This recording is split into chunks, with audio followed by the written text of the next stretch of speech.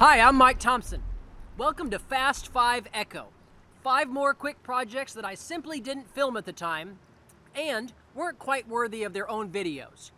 It's 105 out today, and the only way to be outside is to be wet.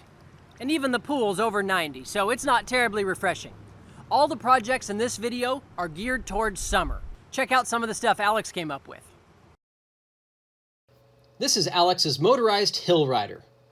It's a work in progress, but you can see here on our test, it goes pretty darn fast, at half speed. And on a bike, with a camera, I just can't keep up with him. It started with a 3D printed drilling jig on a 2x4, like so that a shaft could be drilled in there for the front wheels. The first downhill steering test didn't go so well due to someone's overcorrection. The second downhill test, after we installed a handbrake, went a little bit better, and the speed's easy to keep under control. But then, of course, Alex wanted the motor. We've got a 250 watt motor here off of Banggood, a bike chain, an old bike sprocket welded to the back wheel. He's got a speed controller rigged up here with the speed adjustment knob over here on the side for now. In order to correct the oversteering problem, I've got a centering spring here on the bottom between the steering bar and the body of the cart, so that when you displace it, it pulls it back to center. The sprocket that this motor came with didn't fit this chain, and so I had to custom design and 3D print a sprocket and a left-hand threaded nut. But it works really well. And you can see here, now we're at about 8 out of 11, and it goes pretty darn fast. He's pretty proud of this thing, and I'm pretty proud of him. It's pretty fun to ride. Even Ollie likes it too. This is a project that'll never totally be done. Number 2. The tank chocks. Since it's still summer and we're doing scuba things, I need a way to transport my tanks so that they don't roll around. I've got some short lengths of PVC here that I'm going to drill so that I can thread this polypropylene rope through. I've got a couple pieces of wood here clamped up so that I can make a right angle and make a nice straight line across all my pipes. These pipes will keep a scuba tank from rolling around in the trunk. And then thread it through the first one here and tie a knot in the end.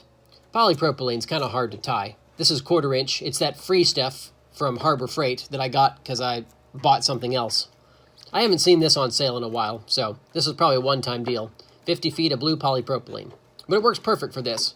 It won't rot should it ever get wet, and it'll work great. I'm going to singe the ends here a little bit to keep that from raveling, because unraveling's not a word, by the way. The word is ravel, although nobody says it that way. And that'll hold that knot together. I'd like to transport several tanks at once, I think, and so putting them side by side makes sense. I've got 6 tanks total. If I put 3 on the bottom, I can make a pyramid. Tanks here, here, and here. I might not want all 3 of these at once, so if I just put a tank here, wrap that, make that a unit, then I can store one here for free, basically, and then I can put a rope between the last 2. So that's what I'm going to do. Now the real genius here with this design, instead of having 2 individual ropes to bridge these 2 pipes, it's one rope that goes from one pipe through the other pipe and back to the original pipe. What this allows us to do is only adjust one knot to adjust the distance between these 2 pipes, and it also allows it to auto parallel the pipes or auto trapezoid the pipes should I need to. And you can see here with these old steel tanks, it's a little bit loose. So I need to move that knot down just a hair and tighten that up about a finger's width, because these tanks are a little narrower than the aluminum 80. Of course, those doubles over there that are tied together don't need this transporter. And you can see here now that I've got the knot, now that I've scooted the knot down, you can see that it's snugged up real nice, and now it won't roll around. And the excess rope is inside that tube there. It sure beats having to tie 2 separate lengths of rope. This worked out great.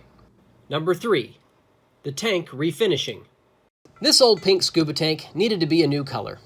This is powder paint, of course, and getting rid of it is proving to be somewhat difficult. This piece here just chipped off because this thing's probably 20 years old. So what I ended up doing was this is why I invented my rapid rollers, was so that I could easily refinish this scuba tank. And they're available in my Etsy shop. But I ended up using a wire brush here, a very aggressive wire brush, on my angle grinder to strip this off. Now, I did this before the hydrostatic test was due, because should you do this after the hydrostatic test, you might gouge the tank and actually compromise the integrity of the tank. So I made sure to do this right before it was time for the hydro. And then here on the end, spin it on my rapid rollers and I can spiral inward to get all this paint off the end. Boy, this stuff's on there good. And then, once it's stripped down, come back at it with some fairly rough sandpaper to give it a nice brushed finish. Smooth out those marks from the grinder, and then I'll hit it with a slightly finer grit before I finally paint it. And it makes a cool noise, apparently. Boy, he's a lot bigger now. So is he. They haven't changed much, though. Last bit of paint.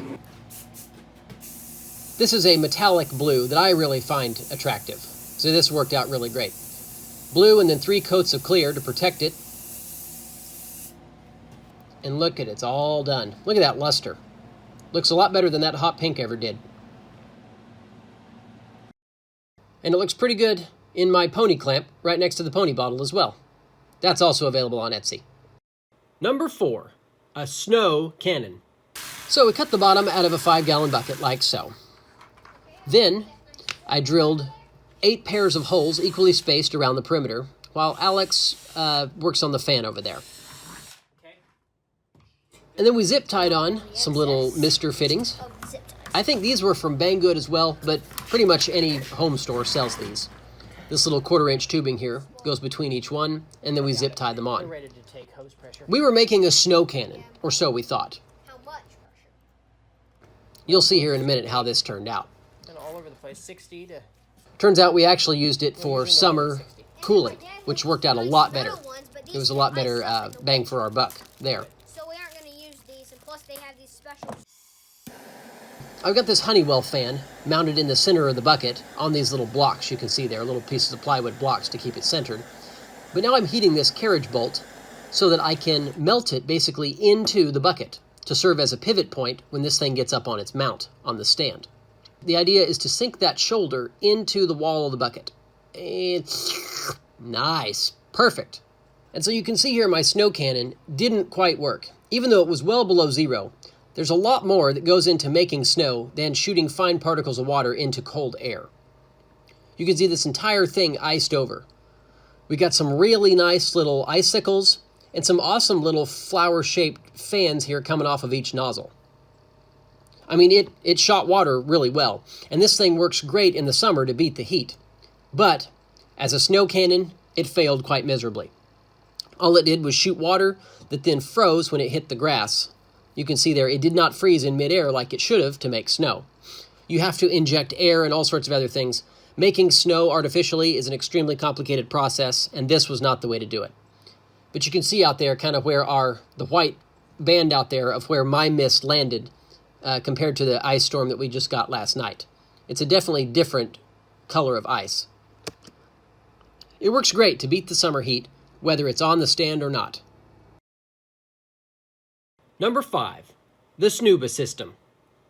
It's still hot outside, so it's still scuba season. Unfortunately, the scuba air kind of gets a little bit expensive, especially with Alex diving too. His sack rate's 2 to 3 times what mine is. But he came up with something that's pretty darn clever. Let me show you what he's got. He's got his old computer power supply, and a 12-volt electric pump, a bunch of hose, and I designed a 3D printed mouthpiece for him. The hose in the mouth worked nicely, but we decided a mouthpiece would be better.